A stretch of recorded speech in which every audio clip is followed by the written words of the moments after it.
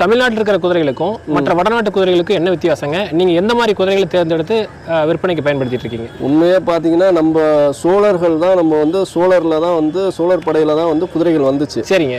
So இன்றைக்கி வந்து பார்த்திங்கன்னா மிளகை கொடுத்துட்டு தான் நம்ம வந்து அரேபியாவிலேருந்து தான் குதிரைகள் வந்து நம்ம தமிழகத்துக்கு வந்தது. சரிங்க. ஸோ இந்த குதிரைகள் தான் அப்படியே வடக்க போய் அங்கே இருக்கக்கூடிய குதிரைகளோட மிக்ஸ் ஆகி காட்டியவாடி பகுதியிலையும் மார்வார் பகுதியிலையும் மிக்ஸ் பண்ணி அரேபிய குதிரைகளும் சரிங்க இங்கே தமிழ்நாட்டுக்கு வந்த குதிரைகள்லாம் சேர்ந்து போய் தான் இன்றைக்கி மார்வார் காத்தியவாடிங்கிற ப்ரீடில் வந்திருக்கு. சரிங்க.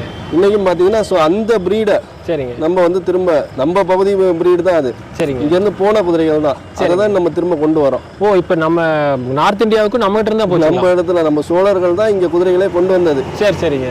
ஸோ இந்த குதிரைகள் தான் அரேபிய குதிரைகள் தான் காலப்போக்கில் அங்கே இருந்த லோக்கல் குதிரையோட சரிங்க காட்டியவாடி மார்வாரிங்கிற பகுதியில் போய் அங்கே இருந்த குதிரையோட மிக்ஸ் ஆனது தான் நீ காட்டியவாடி குதிரை மார்வாரி குதிரைன்னு வந்திருக்கிறது. ஓகே. ஸோ எல்லாத்தோட ஆரிஜின் பார்த்தீங்கன்னா